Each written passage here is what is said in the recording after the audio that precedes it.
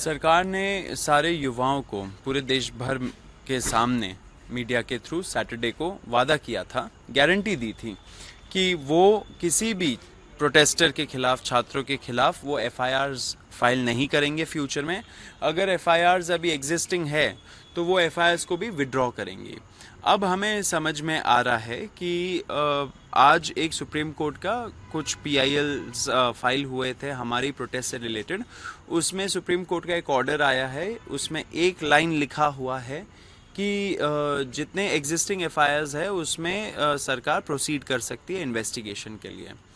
अब उस ऑर्डर का झांसा देते हुए सरकार अब हमसे बोल रही है कि ये मैटर तो सब जुडिस हो गया। तो अभी तक जो उनको, आज ट्यूसडे है, आज वो रिटन अश्योरेंस जो हमें आना था कि कोई भी केसेस फाइल नहीं होंगे एंड जो होंगे वो विड्रॉ होंगे, वो अश्योरेंस अभी तक हमारे पास आया नहीं है।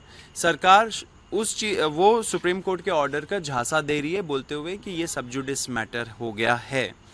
अब आपके माध्यम से भी मैं सरकार को बता देना चाह रहा हूँ कि इस सुप्रीम कोर्ट ऑर्डर में कहीं ये नहीं लिखा है कि एफआईआर्स विड्रॉ नहीं हो सकते। वो पावर पूरी तरीके से सरकार के पास है, वो प्रोसेस होना चाहिए एंड वो अश्योरेंस भी आना चाहिए। सुप्रीम कोर्ट ने उस पर कोई बाधा नहीं लगाया है। सुप्रीम कोर्ट को भी समझना चाहिए कि कैसे सरकार उनके ही ऑर्डर्स को एक तरह से उनका दुरुपयोग कर रही है, उसको पॉलिटिसाइज कर रही है एंड जो युवा है उसको उसके खिलाफ वेपनाइज कर रही है सरकार। इन सब चीज़ों से सरकार को भी बचना चाहिए एंड सुप्रीम कोर्ट को भी समझना चाहिए कि सरकार क्या कर रही है उनके ऑर्डर्स के साथ। हम ये बता देना चाह रहे हैं कि जो हमें गारंटी दिया था सरकार ने, वो गारंटी पे वो अमल करे। उसके अलावा सुप्रीम कोर्ट जो भी करे वो करे, उसके एडिशन में हो सकता है कुछ भी, लेकिन हमें जो गारंटी किया गया था वो किसी भी लीगल ऑर्डर के थ्रू ऐसे आप उसको रेसेंड नहीं कर सकते, उससे पीछे नहीं हट सकते हो। तो ऐसा जो ऑर्डर है सुप्रीम कोर्ट का वो एक तरह से हमें पूरी तरीके से अनएक्सेप्टेबल है। जो गारंटी किया गया था हम चाहते हैं कि सरकार उस पर अमल करे। अगर नहीं करती है तो हमने अभी ऐलान किया है कि हम लोग एक बहुत बड़ा प्रदर्शन फिर से करेंगे, दिल्ली में करेंगे, देश भर में करेंगे, क्योंकि जो छात्रों को टारगेट किया जा रहा है उनके साथ हम खड़े रहेंगे एंड ऐसे ही हम लोग आगे बढ़ते रहेंगे। एक कंगना रनौत ने भी जो जंतर मंतर पे खासतौर पर जो लेडीज़ आ रही थी उनको लेकर एक बयान दिया था जिसमें उन्होंने गटर जेंजी तक का शब्द इस्तेमाल किया था, उस पर आप क्या कहेंगे? देखिए, कंगना रनौत जी, जैसे मैंने ऑलरेडी बोल रखा है, उनको उनके पार्टी वाले ही नहीं सुनते हैं। वो एमपी बन गई जैसे तैसे, लेकिन उनका एक वीडियो भी है जहाँ पे वो अपने सीट पे गई थी।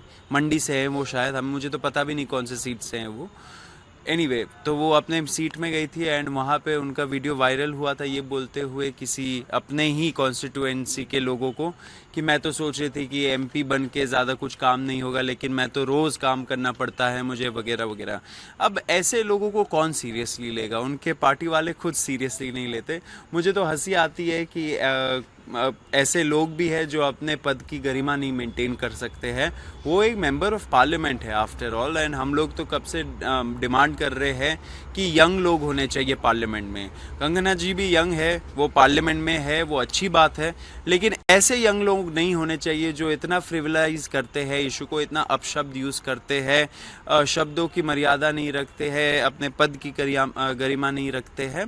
ठीक है, अब उनको भी शायद सीजेपी का जो पूरा मूवमेंट चल रहा है उसमें उनको रेलेवेंट बन के रहना हो, तो वो भी बोलते हैं ना कि बहती गंगा में हाथ धो रही हैं, तो वो धो रही हैं। ठीक है, हम उस पर कुछ नहीं बोलना चाहते, बस यही बोलेंगे कि थोड़ा सा डेकोरम मेंटेन करके रखें।